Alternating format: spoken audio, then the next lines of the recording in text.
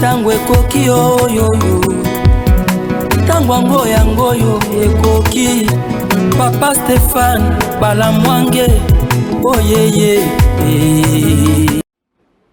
Mbote na bino ebele boali kolanda biso partout na Kinshasa, partout na République démocratique du Congo à travers le monde bolula kolanda tango ekoki RDC kitalatala ya bana ekolo Congo ezali kotombola lokumu ya République démocratique du Congo boali ebele makasi tozala fiera kolobake boali ebele parce que bopona biso boali à chaque fois et tous les jours ko s'abonner kopona kolanda biso pona ba information motuya makasi to memela rabino surtout pour la lutte ya patriotisme na kati ekolo Congo tolobi le Congo ne sera jamais divisé.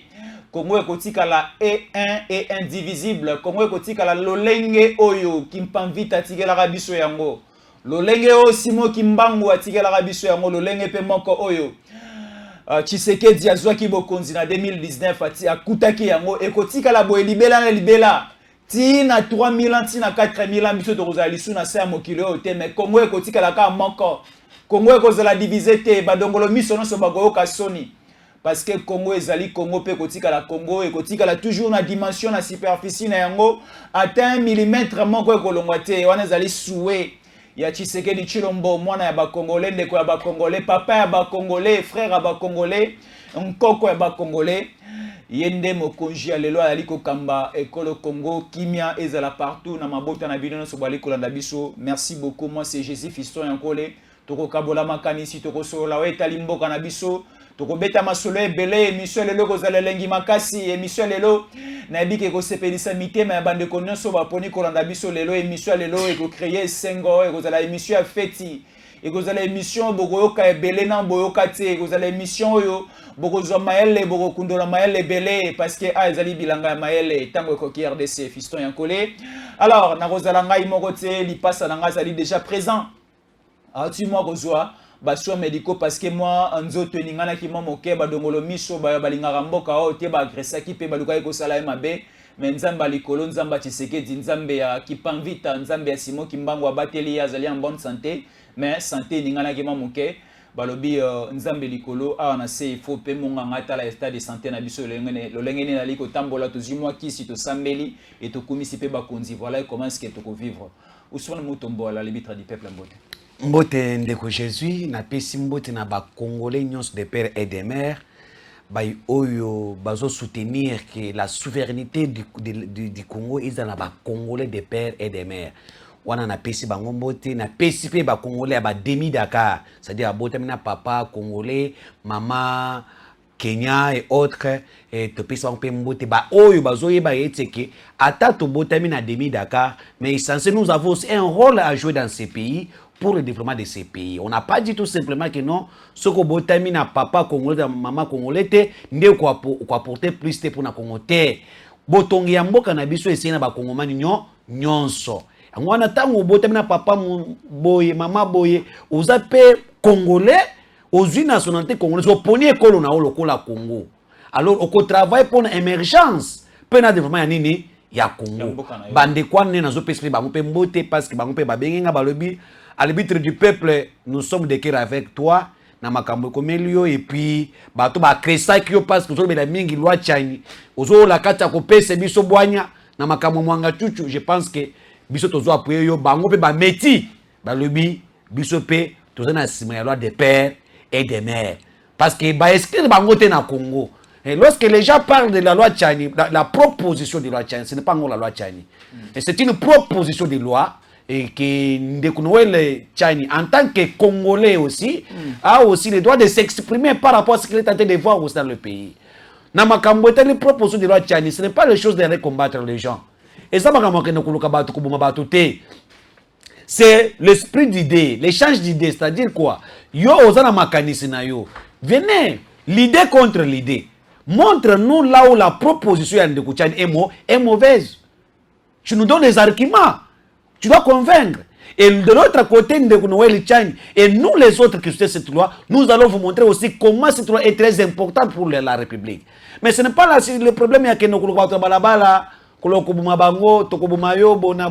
Ça n'a pas d'importance de mon côté. Il y a un Congolais. Ceux qui bazo yebisa bino que la loi Tchani eza wana pona kudiviser mboka eza lokota eza badongolo misu eza bato balingi mboka kaweza na kati ya mboka eza bato balinga katika batika longa Congo te yango ne bazo biloko wana. Mais les Congolais qui ne sont pas de père et de mère, ils ont aussi un grand travail à faire pour l'avancement ya mboka na biso, ba contribuer na développement ya mboka na biso. Kaba ko tia ministre ya plan akosala ndenge nini ako travailler pour l'émergence ya mboka na biso, taba ko tia ministre sport ako travailler capitaine. C'est ça. On n'a pas dit que non. Quand tu n'es pas... la loi tient interdit des Congolais de jouer leur rôle. Non. Ils ont bobélé. Nukuta, ou badongolo miso. Bazana kati ya kosala nini ya koluka kaka biska kobata mais la passe monique non. Avec Félix Tshisekedi Tshilombo sur terrain, makamuzaka ta ko avancer, bakozo ata 2% na élection. Très bien. Parce que le peuple congolais bazawana. La raison pour laquelle tozawana pona ko communiquer na bino makamuzaka ta kona na est mboka na biso ndengo bengi ngai to komeka ko betele solo parce que na mbunakana makambuisa na kati ya kuinda kuna. Merci beaucoup ndeko Jésus et je compatis avec tout le monde de la même façon. Très bien. Masolo ya robeta na Ousmane Mutombo ya lebele. To la masolo est ngoti ko annoncer biso to la pe ba dossier moi ebele. Parce que si nous parlons de l'Est, il y a déjà une image de l'infiltration en Boranabiso. Alors, il y a un grand dossier, Mouangachouchoué Kangi, Congolais n'y sont partout Azali, Congolais Lingaïba Mouangachou Azali Nani, Mouangachou Salaki Nini, Mouangachou travaille qui n'a pas Nani, parce que le dossier est entre les mains de la justice congolaise, la justice militaire, Baliko traité de Siwana. Alors, hier, c'était le 11 avril 2023, place où plutôt Monaki, Mouangachouchou Azali qui est encore devant la barre. On nous montre Mouangachouchou est là. Mouangachouchou était encore devant la barre pour répondre à la question. Il y a tribunal, la question, il y a justice congolaise, baeba, Moussalani ni bakangi ponani na banaï kobombo mando ki ponani. Mais hier c'était plus au bapé sabiso rapport compte randi, il y a coffre fort au ya Mouangachouchou bafongola ki bakuta kinini. Ministère public et ABC bisoke bakutaki mosolo na kati bazu mosolo nyonso bakutaki na kati bazongiseli Mouangachouchou za mosolo na yo toroyi ko yibate toroyi ko zwate même pas un franc ba retiraki mosolo nyonso bazongiseli Mouangachouchou. Mais il y a des documents. Ils ont ba appareil militaire, ils ont ba matériel militaire, ils ont ba appareil satellitaire. Ils ont aussi na 11 passeports au ya yemoko Mouangachouchou. 4 passeports diplomatiques rwandais au ils ont attesté qu'ils ont Mouangachouchou. Alors comment expliquer Ndeko Ousmane Mutombo to ke malembe? Non, c'est nga maele na yo en place parce que maele makasi ba sepela rappel na yango. Comment expliquer un député national ali ko siéger à en école au Congo, azana 11 passeports, mais 4 passeports diplomatiques et un drapeau ya Rwanda, 4 passeports diplomatiques rwandais. Est-ce qu'un député national, est-ce qu'un Congolais aujourd'hui peut avoir des passeports diplomatiques rwandais à Bomba Yango, à détenir Yango et aussi à la fois aussi député national? Oh, mais c'est Jésus. Tango to lobaka makama Mouangachouchou, plusieurs fois bato akopena kabisote. Mouangachouchou c'est un Satan. Un sorcier qu'on a vu dans ce pays. Bato lokola Mouangachouchou baza bato mo ya koloba babanda kolandela procès te baza bato mo bazui bango ba pandra bango. Donc, c'est contre les droits de l'homme. Non, la raison pour laquelle les droits de l'homme est venu nous imposer est venu nous imposer les désordres. Voilà les gens qui m'ont fait ça. Ceux qui bakangi bango, droit de l'homme, alors bango te balanda bango procès. Mais quand ils m'ont fait ça, droit de l'homme sera quitté. Depuis qu'on nous a imposé les droits de l'homme, nous avons un désordre total. Mundele abandu koluka par quel moyen azala na biso na ba désordre pour na aya kokotaka. Ya on ba les droits de l'homme wana. Na Poutine a le droit de l'homme. Poutine a le droit de l'homme. Et il faut reconnaître quelque part aussi Moussala Chebe à Salah. Non. Écoutez, le fait de ne pas connaître le droit de l'homme, dire que Bazo favoriser le mal, ce n'est pas que Naboye Moussala Chebe était. Je l'ai dit. Mais les qui? Batrokola Mouangachouchou ndengo zolo belangai, mais Mouangachouchou aza moto bako pendre na mboka oyo. Le procès de Mouangachouchou, c'est le procès de télévisé. Ce qui procès à Mouangachouchou est télévisé. Au commun, on a des prêts de mères et mabe oyo. Mais le bakangi munoko.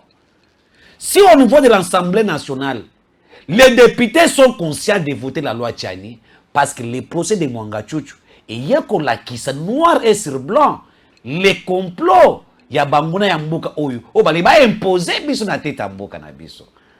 Mwanga Chuchu n'est pas congolais, ni de père ni de mère. Mais comment quelqu'un qui n'est pas congolais a comme député Nazo koma wana. Mwanga Chuchu n'est pas congolais, ni de père ni de mère. Il faut que Mwanga Chuchu ait un passeport diplomatique rwandais parce que c'était un Rwandais de père et de mère. Mwanga Chuchu c'était un seigneur de guerre. Natif de Rubaya, il ne faut pas oublier. Mwanga Chuchu n'est pas de Rubaya, il ne faut pas oublier. Non, Mwanga Chuchu n'est pas de Rubaya. Mwanga Chuchu n'est pas de Massissi. Écoute-moi. Mwanga Chuchu était Rwandais de père et de mère Tutsi. Sa femme aussi est Tutsi. Mwanga Chuchu était comme tous les Rwandais qui viennent infiltrer la RDC avec les milices pour terroriser la population congolaise pour nous causer minerai na biso. La raison pour laquelle Mwanga Chuchu a créé CNDP. CNDP, promoteur na yango, chef na yango, fondateur na yango, eza Mwanga Chuchu. Ezande Mwanga Chuchu. Mais ce côté contour à CNDP wana, ce sont les Rwandais de Tutsi. Envoyé dans une mission par Kagame. La raison pour laquelle vous trouvez Mwanga Chuchu avec le passeport diplomatique à Nini, il y a Rwanda, parce qu'il a été envoyé au Congo pour une mission noble pour les Rwandais. Et comment Mwanga Chuchu on est mozolo ba bien aye ko comme député national rolengeni et a comme na Congo ndengeni mais boyebi binonde bovota qui est nazo même pour la population va comprendre na CNDP ndenge Mwanga Chuchu bazalaki et tant Mwanga Chuchu na CNDP na c'était en 2004 oyo loi de amnistie contre tous les seigneurs de guerre de l'Est oui bien go Joseph Kabila na pouvoir na 2003-2004.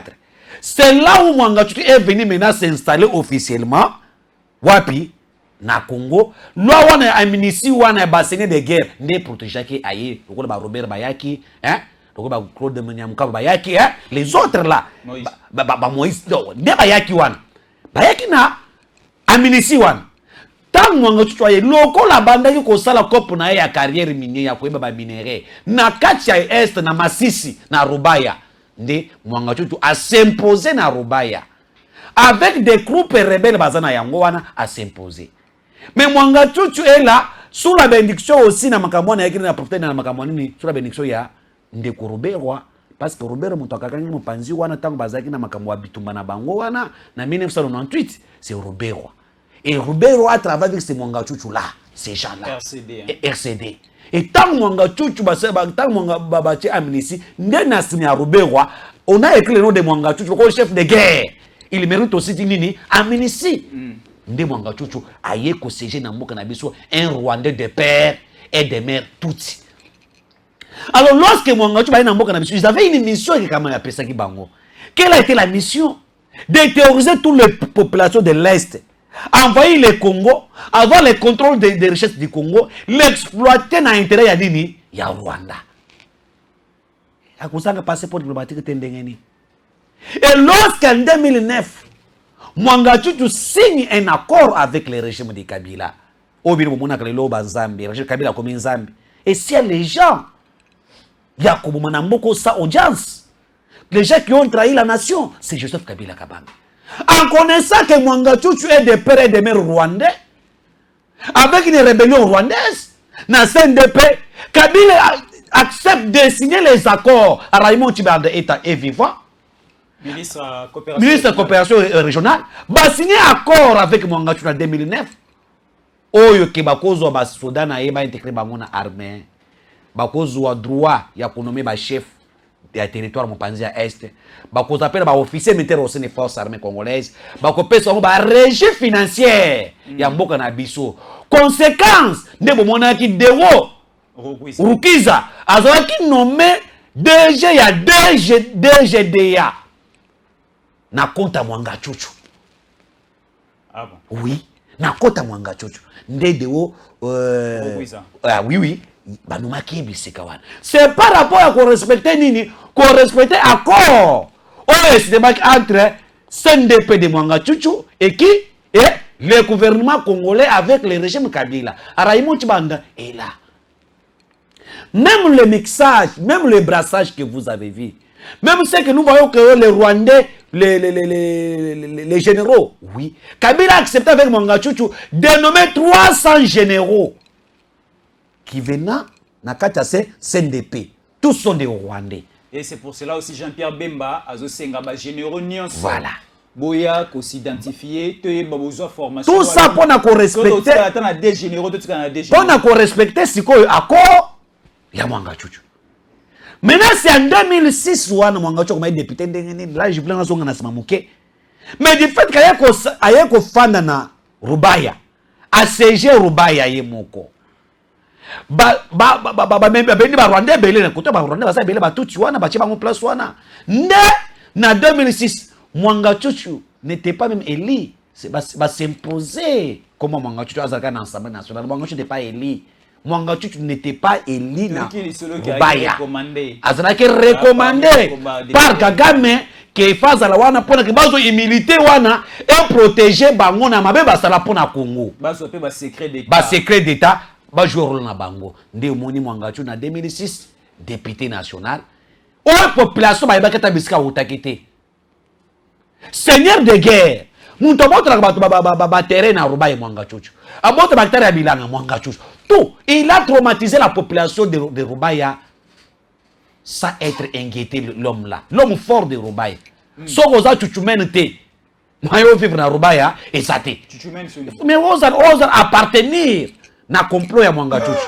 Les Chuchumen. Les Chuchumen.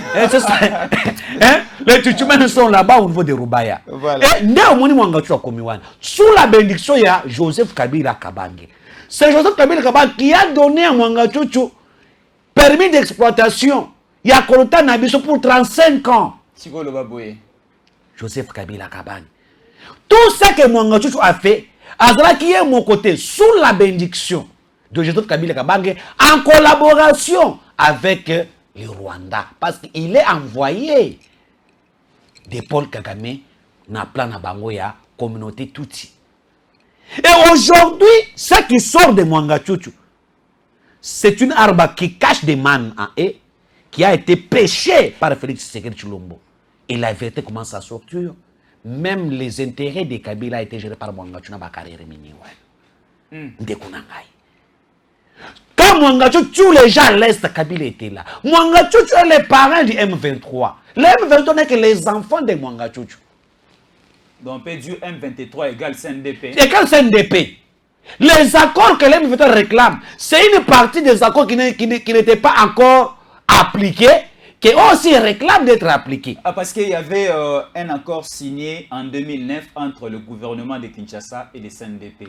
Arrivé au niveau de 2013, il y a un nouveau accord signé encore entre le gouvernement de Kinshasa et les M23. C'était un simple complément. Un simple complément de l'accord de 2009 de Mwanga Chuchu. En 2013 pour leur offrir encore plus voilà. Mais la question que je pose, qu'est-ce qui a poussé le régime Kabila de signer en 2009 avec le CNDP en connaissant que le CNDP a comme promoteur, son initiateur, c'est un Rwandais, tout des pères et des mères.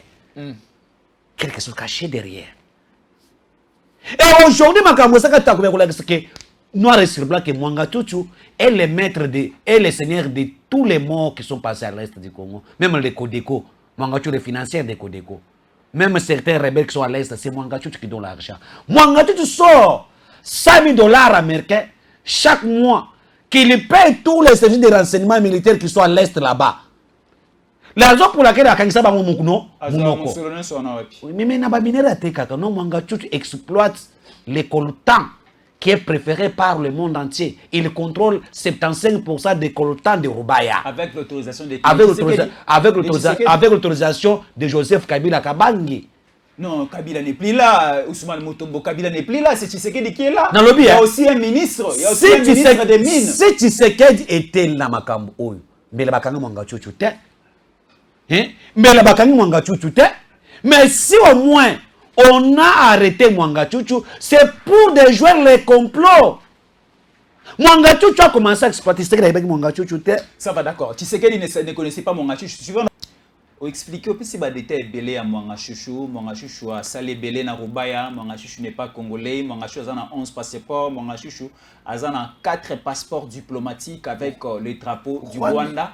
Alors aujourd'hui, Mwanga Chouchou a longé na prison ya Makala, ba transféré na prison ya Ndolo pour des questions sécuritaires. Mais na Boutou ya samedi 8, potokoma dimanche 9 avril, quelque chose s'est passé au niveau, il y a prison, il y a Ndolo, il y a des révélations. Il y a 42 commandos tout rwandais, Tindi Bango na Kisasa, recruté 7 Congolais au total, basali 49 commandos baza na kata Kishasa. Bit na Bango ezali ya déstabiliser la sécurité au niveau, il y a prison ya Ndolo pour créer une évasion, bakimisa Mwanga Chouchou. La première méthode, si pas kokimisa Mwanga Chouchou, koboma Mwanga Chouchou pour cacher la vérité. Nous sommes où? Est-ce que nous sommes déjà infiltrés? Est-ce que ba commando o ba uti récemment na Kigali na Rwanda ou bien déjà na Kisasa na Maluku na Kingakati na plateau de Bateke na Ntsele toali koyoka ke Mwanga Chouchou na plus ou moins 79 hectares ya mabele o atonga bandako a clôtura a tchaba porte moko métallique hermétiquement fermé. Bato bazala na kati, est-ce que batuti baza na Kisasa te? Est-ce que batuti baza na Kwamuntu te? Est-ce que batuti baza na plateau de Bateke te? Est-ce que na bazamba o ya Kingakati batuti baza te? O balingi ba ko déstabiliser la sécurité au niveau ya prison ya Ndolo? Na ebisaki yo que dossier ya Mwanga Chouchou eza l'arbre caché. Mwanga Chouchou abombi mabe nyonso ya Congo eza na motema Mwanga Chouchou. Le secret il y a complicité, il y a détruire le Congo, Mwanga Chouchou et Moutameli Ango. Mais Mwanga Chouchou, ça va paraître na yé bazawana. Bazoyo kamite ma pas passe. Ndeko na ngai Jésus. Mwanga Chouchou d'abord faut pas na makala. Maman Olive Lembe est allé pour rendre visite na Mwanga Chouchou na makala. Ah bon? Vu tous les mal que Mwanga Chouchou fait les peuples congolais. Vu tous les tueries que Mwanga Chouchou est le promoteur. Maman Olive Lembe se lève pour ne pas nani Mwanga Chouchou atale na makasa ayoki passe à Mwanga Chouchou alibi chouchou bakangile onini chouchou na ngai chouchou men ba chouchou men ba ngozo ba chouchou men. Tous les gens qui regardent Mwanga Chouchou sont des chouchou men. Ça veut dire baza complot na bango ya ba sanguinaire ba okutu musu ba pesa Mwanga Chouchou moi bénédiction pour être que ba sala makambuana c'est ça hein. C'est ça makambwana nde bato zomona wana ba chuchumen. Ngana kotala Mwanga Chouchou ndenge sona zo partager na ebila na ya makilate. Mais tout monde na ba congolais yoka. Mais yoki na ba congolais de père et de mère okumisaka ba komi kokotela Mwanga Chouchou. Yoka les un député national ba kokotela Mwanga Chouchou. Wana zabi loba. Maman Olive Lembe congolaise de Maman Olive Lembe est allée voir Mwanga Chouchou. C'est parce que ba secret musu chuchumen azana yango bango pe bazana kati.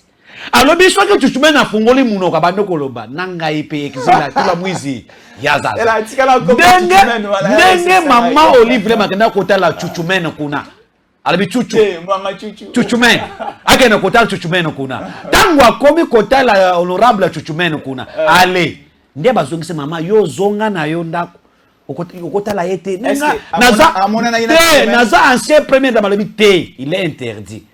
Pose-toi la question. Pour quelle raison Maman Olive Lembe veut aller voir Chouchoumen? C'est pour leurs intérêts. Est-ce que Motoali pour le bébé l'été, kosala boyte kanga munoko na yo, soko loyi boye bona boy. Motoali la bagenda kotala yete. Na pasi bagenda kotala yete. Nde baye kozwa Chouchoumen. Ba memiye na Ndolo. Parce que on était déjà informé que na parquet ya na prison Makala, l'insécurité était là, tous les plans étaient préparés, ba ça la saut. Ba récupérer Mwanga Chouchou ba kimanaye. Taba meme na Ndolo, c'est pour la sécurité. Mais ndeko na ngai, ba meme na Ndolo kuna. Du fait que Mwanga Chouchou cadre les intérêts de plusieurs personnes, ba musu ba ba congolais awa, ba politicien o awa, o ba tirer sumu no de père et de mère, o ba zolo que na sud congolais wana, bazana katabura Mwanga Chouchou. Bazali. Les opposants que vous voyez ici, ba kangi munoko. Est-ce que yo eko opposant ta moko? Alors bien attaqué non, azo condamné à Christian Mwanga Chouchou. Et nani azo condamné quoi ba plan Mwanga Chouchou sakata kosana. Opposant ta moko funa ta monoko na ye. Ba ono so ba chambre na bango tula mwizi. Yazaz.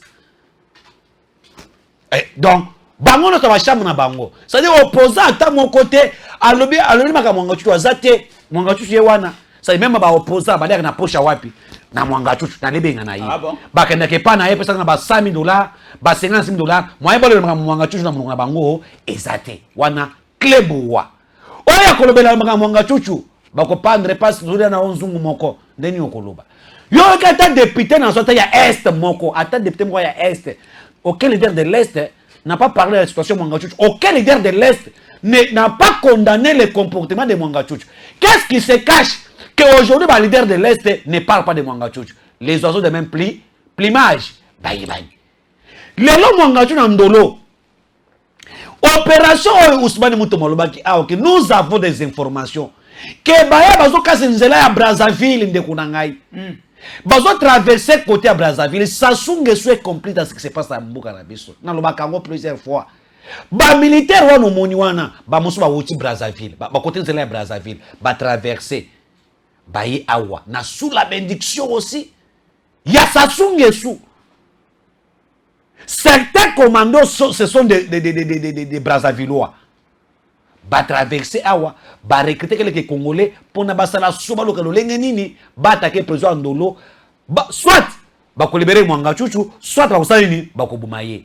Pourquoi ils veulent tuer Mwanga Chuchu? Le coffre fort et l'engisi bango mais c'est fongama tant ba fongo le coffre fort ba découvrir Babylone comme mususu na certains présidents sous région autres ça ba Denis Sassou Nguesso ba loré autre na dialogue na bango na Mwanga Chuchu ba tracer ango ils étaient dans la complicité de toutes ces choses. Mais balobi que soit qui ba serrer Mwanga Chuchu mais la vérité muso ezaki na téléphone té. D'où il faut ba battre soit ba libérer à qui ma libérer. L'option qu'on a choisi Mwanga Chuchu ko sa maladie. Ba mena hôpital moko boye bango ba ko sala so wana kata hôpital ba médecin ba so wanga tsali ni ba kende na ye plan na bango yango wana mais lokola ke balobi Mwanga Chuchu ata obeli okoye crise moi be mandolo ezate balobi ba médecin sur place wana là c'est une très bonne chose et de jouer plan na bango maintenant il faut infiltrer ba carte o bazana na secrétaire Mwanga Chuchu na ndolo nde ba yebe comment ko infiltrer bango pour na ba sa opération bango d'où batindi 4 commandos baye koloba non biso batindi biso pour te renforcer nini sécurité na makambo etali Mwanga Chuchu eta bango bakomi batundi ba musuba non bazui numéro un officier congolais bazo travailler na bango nde bazo travailler na bango nde batindi bengi bango balobi botindi bato totindi bato awa baza comme baza neuf pour ne pas renforcer ses sécurités. Or les neuf là étaient en complicité avec l'officier. OK. Bakardo baza na ndolo banjimina OK baya nano toza na bango skoyo babanda kutala bango bien. Parce que nous sommes molengo etengama oyo aza congolais té. Oyo té leur façon de faire des choses balingba basa lengé mus. Ba côté na prison ba yeba sala Mwanga Chuchu azali pona ba collaborer na ba bazali autour de la prison wana. Tango to pusani chef abakada habité amengana ko benga nano kisa chiwewe. Alibi mais awa moi général tout le monde bona bolibi non.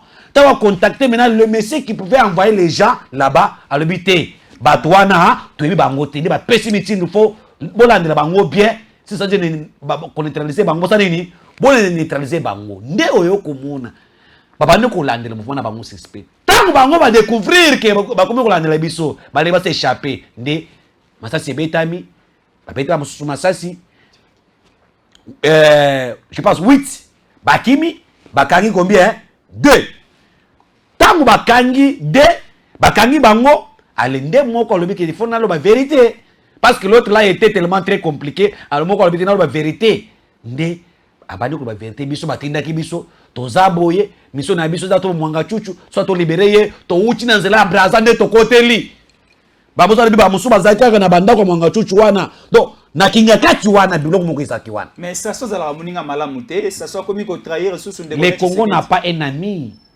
mais ça soit la ina biso non je te dis le Congo n'a pas un ami ça soit zande ko na biso ma réponse est claire que Denis Sassou Nguesso est complice dans tout ce qui se passe à l'est. Tu sais que Sassou za ba carrière minina est mboka na biso na mabele ni yaye na mabele ya Mwanga Chuchu Il y a ce moment Mabele pas Mwanga Chuchu. Yé en collaboration avec Mwanga Chuchu. Ils ont une bénédiction de Mwanga Chuchu là-bas, non? Tous ces gens-là sont des ennemis du Congo. Le Congo n'a pas une amie. Nous avons que des ennemis qui cherchent. Ceux qui s'assoient, c'est ce qu'il y a mis Nabiso. Mais comment on peut ça, Rwandais, Mabele, frontière Nabiso, Basare Bilanga, Basoda Rwandais, Bazawan, Bazo Kengela Mboka Nabiso. Bah ouais, bah Uto Kanga, bah Uti Nanzela Wapi. Na Congo Brazzaville, non? Même certains commandos Brazzaville, Bazana complot. C'est parce que Balobi, Elia Mwanga Chuchu, Elia Soasungesu. Elia Gagam, Elia Bango. On n'a pas des amis. On n'a que des ennemis du Congo. Alors nous les Congolais, c'est l'État que nous devons se mettre ensemble. Mboka ba teka déjà. Kabila teka mboka oyo. Ba kuti na kofra Mwanga Chuchu ba mikanda ya République de Kivu. Basana ba mbongo. Na ilo Mwanga Chuchu na mbongo wana. Tous les plans étaient planifiés, les restés kaka ba mettre en action. Chuchumena comme président. Chuchumena comme président mboka oyo. C'est ça le plan. Ils ont mis les gens dans tous les institutions de la République, même dans ANR, tout. Les Tchouchoumènes sont là. Quand je dis les Tchouchoumènes, tous les gens qui travaillent dans l'idée de Mwanga Chuchu sont les Tchouchoumènes, non? Mais c'est ce qu'ils disent. C'est ça, ces gens-là. Et alors aujourd'hui, Bakangi Mwanga Chuchu, dans ce qu'on va dire, procès naïe, Bakangi Bango les sous. Et quand je vous dis aujourd'hui, Mwanga Chuchu a fait une crise. Après, audience à lobby, ça a une crise dans 22 heures. Aïe, qu'on se rétablir 2 heures après. C'est ça. C'est pour être que Nakati, Namaka Mwanga Chuchu, va traître Baza Ebele, et nous demandons que la justice, Basala Moussana Bango, et les peuples de Roubaï, Basali marche, Basina Tata Mukonza Ekolo, Mwanga Chuchu, va condamner à mort. Mais Toyoki, qui est les démarches, on va en place, pour que Mwanga Chuchu soit libéré. Mais pour libérer Mwanga Chuchu, c'est Kubwaka Soy, Naba Congolais nous bakufa tous les années de Konangai. Est-ce que Congolais n'a pas dit que Mwanga Chuchu soit libéré? Congolais? Je ne pense pas, je ne pense pas. Nous, notre souci se plisse Mwanga Chuchu, le la hasard entre les mains de la justice congolaise, balande la dossier, et bisson surtout découvrir ma réalité nyonso oyo et salamana régime à 18 ans jusqu'au moment où nous sommes. De découvrir ma nyonso, de découvrir ma réalité nyonso, et nous allons comprendre très bien jusqu'à la profondeur du dossier oyo ya Mwanga Chuchu. Parce que dans le dossier à 100 jours, on a découvert plusieurs choses. Dans le dossier à Mwanga Chuchu, dans la phase d'instruction, on est en train d'abord de récolter des dossiers de matière. Dans le dossier à Mwanga Chuchu. Et tout le monde comme la phase de plaidoirie, pour tout le monde a témoin qui défilé, tout le monde a participé qui n'a pas massacre au Mwanga Chuchu salaki, qui défilé, qui ça témoignage na bango. Et aussi, à part ce qui s'est passé la nuit à samedi jusqu'au dimanche dans la prison Ndolo, biso paye. Namboka na yo ya Tchangu. Babi na Tchangu na commune en télé, Mwanga Chuchu dans 79 hectares ya mabele. O azwa licence autorisation na yango depuis régime à 18 ans. Azwa mabele ya monene na niveau ya commune en télé, 79 hectares. Mwanga Chuchu atongi banzela kuna, Mwanga Chuchu atongi bandaku kuna, clôturer yango, atie ba fil barbelé likolo, atie na ba portail minene, bato bavandaka na kati toyebi ko identifier ba côté. Mais le complot hectare oya Mwanga Chuchu mabela Mwanga Chuchu na non loin aéroport ya Njili. Ba avion ba continue biso baliko kita baliko mata. Idée na bango ezali ba reproduire scène oyo salamaki na 1994 na niveau ya Rwanda lorsque Juvenal ya Barimana utaki libanda aliko atterrir na aéroport ya Kigali et ba assassinat qui est likolo balingi pe basala ba konjina biso mabeta baliko uta ya mikili ya bapaya betan baliko atterrir. Est-ce que l'idée c'est quoi Mwanga Chuchu que nous kozwa mabela monene boy? Mais nazoya bisao que le complot a été joué par Félix Tshisekedi Tshilombo. On a tout préparé pour mettre le chaos au Congo. Mwanga Chuchu plusieurs hectares dans Nsele. On a ça qui c'est la bénédiction du régime Kabila. Mwanga Chuchu est le produit du régime de 18 ans. Mwanga Chuchu a tout ce qu'il a fait sous la bénédiction de Joseph Kabila Kabangi. Et ce que nous sommes en train de voir aujourd'hui, le plan était de tuer Félix Tshisekedi Tshilombo. Alors, Nzambala la kate, le kola Mukimbango a telemi, qui panvite a telemi de balbimisi secret wana Mwanga Chuchu, les Mwanga Chuchu men, bazola la pongite, le plan na bango est de jouer, tout ce qu'il fait, tout ce qu'il est en train de préparer est de jouer. Mais Mwanga Chuchu Nanseli. Mais Kinshasa a déjà envahi. C'est quand je vous dis que nous vivons avec l'infiltration, nous dormons avec l'infiltration partout. Et pourquoi c'est biscuit aéroport na biso ezali? Tokola na tombo to la mokipe boye pas. Mwanga Chuchu a récupéré mon pension sur Achango. Il a des maisons. Na ba boulevard wana Mwanga Chuchu a des maisons, des immeubles. Des immeubles qui contrôlent. Félix Abimaka boy Mwanga Chuchu be abimi boy, ake boy. Mais lokola nsamba batelaka mukonza mboka, tout le plan est déjoué. On allait se trouver matin comme ça Mwanga Chuchu président de la République. Namboka Congo. Ah on a Kinshasa. Ah on a Kinshasa. Ah. Ba Kina peut accepter. Ba Congolais peut accepter. Na bande ko poto ba ko tala. Ba commando na ba bimi awa be so masasi awa. Na ndimite ke bande ko poto ba ondimelo ko. Yangwana biso faut mettre fin na biloko ba Mwanga Chuchu wana. Et sengele je sais ça musana yango, c'est plutôt des lois de père et de mère. Et vous cassez votre belé. La Congolité avec. La Congolité avec Tchani. Sauf que tu loi wana na ba comprendre ba Mwanga Chuchu wana. Tout est compris. Très bien. Alors, nous demandons à l'Assemblée nationale, au Pepe Mbosso, c'est très important de traiter cette question parce que déjà, la sala qui mosala na ye, azuba dossier, azuma kambo et pas Noël Tiani, mais qui peut kotanga yango abakisi maele parce que la benga ka soso ya maele. Antingue Polo, le député national, le président de l'Ingomba politique, Ligue des serviteurs. Alors, tellement que Mokandez a déjà na messa aligné aussi dans la session de mars oyo, tolingi masolo wana lisapo wana ebeta mana niveau Assemblée nationale. S'il y aura des pour, il y aura des contre, mais biso population to ebaki, ba députés nationaux autotina dans l'Assemblée nationale, est-ce que ba yo qui pose ça ou soit encore va comprendre les soucis à la population parce que toute la population, la majorité de la population va dire que la loi sur la congolité, être congolais de père et de mère, et les cana Assemblée nationale et qu'elle est la deuxième lecture au niveau du Sénat et président de la République a promulgué yango. Pourquoi mon congina mboka ofo maman na yo na tata na yo to ebaye to eba bango bandeko na yo to eba bango et puis aussi moi si na yo bala azala pe ya biso aboye. Donc c'est ça, il faut préciser aux congolaises, aux congolais, tata na yo aza congolaise, maman na yo aza tata na yo aza congolais pardon, maman na yo aza congolaise, na moi si pe obali lisusu, il faut azala pe lisusu congolaise. Le rôle Félix Antoine Tshisekedi Tshilombo, tata na ye congolais, maman na ye congolaise, molonga ni na ye la première dame, moi c'est Maëlle. Tala, na tika na romona moi c'est Maëlle mokonja boyete. Moi c'est papa Kasavubu na tika la ka koyeba ete. Mais moi c'est papa Moutou na yeba ye. Moi si pe lisusu ya Laurent Désiré Kabila na tika ka koyeba ete bolimbisa ngai. Moi si ya Joseph Kabila Kabange na yeba ki. Mais moi si ya Maëlle boyina na monate. Maman Denise Nyakero Tshisekedi. Moi si Amaël Aboy non botika ngai pardon. Avec des bons programmes, des bons projets excellence ya non. Projet ba programme ozali ko tombola lokumu ya bana ekolo Congo, talaka bazui bana ekolo Congo, batine bango na mikili ya poto ba yende ko ekola po bazonga ba sunga mboka na bango. Mais za na bande ko mususu ezaleka apesi mbongo po na bato ba comédien po na bata théâtre.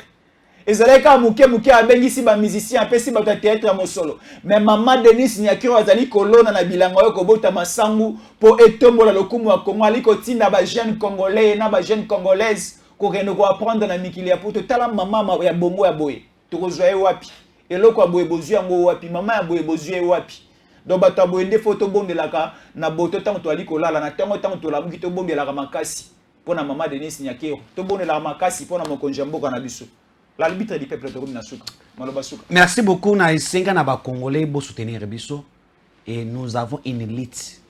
Ba tuloko ba Mwanga Chuchu to sala ba marche, to sala ba prière. Ata bisika azali ku fotana pongi. Pour sauver ce pays. Faut faire des prières. Soko zandoki. Olingi Congo, loka Mwanga Chuchu. Soko za pasteur. Obela ka moto eziki saka bato mabe, be la moto eziki sa Mwanga Chuchu.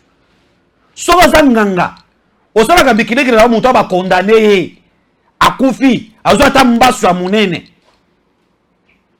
sala ngwezo Mwanga Chuchu ata l'état congolais justice batiki Mwanga Chuchu abima tana mbasu moko boye oye kotikala kosila te ata na pongi boye balusi ata elongi akufa ata na pongi C'est ce que moi je demande au peuple congolais. Bon de l'ensemble mingi.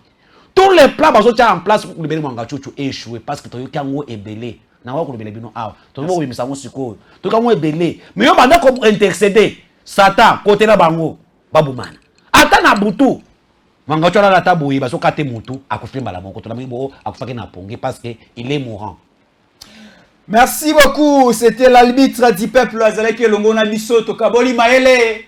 Tokaboli makanisi to sololi ma etali mboka na biso bandeko balandi wake belé bolandi biso a ezali liziba ya maele ezali bilanga maele place tokabolaka maele longona bino to betaka masolo ya mboka masolo ya ba chinois te masolo ya bandeko ya Singapour te to betaka ndi masolo ya ba congolais parce que bali ba congolais belé et belé makasi bopona kolanda biso. Merci beaucoup na lokumu wali ko pesa na mboka na bino. Merci na bolingo wali ko pesa na mboka na bino. To komi vraiment na suki émission na biso mbote ya lememia ya lolendo pe ya lokumu makasi to aliko pesa na maman la ministre d'État ministre ya portefeuille maman la princesse Adèle to pesi mbote makasi maman ya maele maman ya boboto maman asambela makasi nana mona mokonzi boyete nana mona ministre boyete aliko sambela po na mboka na ye aliko fuka mapo na mboka na ye aliko tambola makolongolo po na mboka na ye azui babilamba na ya motu ya makasi ya cher makasi afuka mina mona mabele zui salite pona mboka na ye maman princesse Adèle topesi mbote continuez ka ko bondela pona mboka na yo bongo continuez toujours ka ko travailler avec beaucoup de sincérité avec beaucoup de crédibilité pona mboka na za maman wa asimba ka mosolo ya l'état te o enda ko simba mais o ya l'état ya république ko simba te maman princesse Adèle Kainda topesi mbote pe na bande kono so balandi biso mbote na bino pe ba congolais no ya poto bolingi mboka o bosunga biso. Merci beaucoup surtout pour nous contacter. Appelez-moi directement, pas sur WhatsApp. Appelez-moi directement to solola sur plus 243 89 53 72 325. Si vous appelez ces numéros, bogobenganga bo solola pas sur WhatsApp, sur appel normal to solola. Bande kwa poto, nous sommes à votre disposition. Tokomi na suka les soldats du peuple. Motamakasi, le général de l'armée numérique chargé des opérations médiatiques, Stéphane Balamwange, l'éditorialiste, le journaliste et communicant Ali Koya, avec de fortes informations, des révélations pour une nouvelle édition d'information, Stéphane Balamwange, mon penda, Ali Koya. Restez toujours cimentés, branchés au programme de Tango Ekoki RDC. Merci, à la prochaine. Tango Ekoki Tango yango ekoki Papa Stéphane Balamwange oh yeah yeah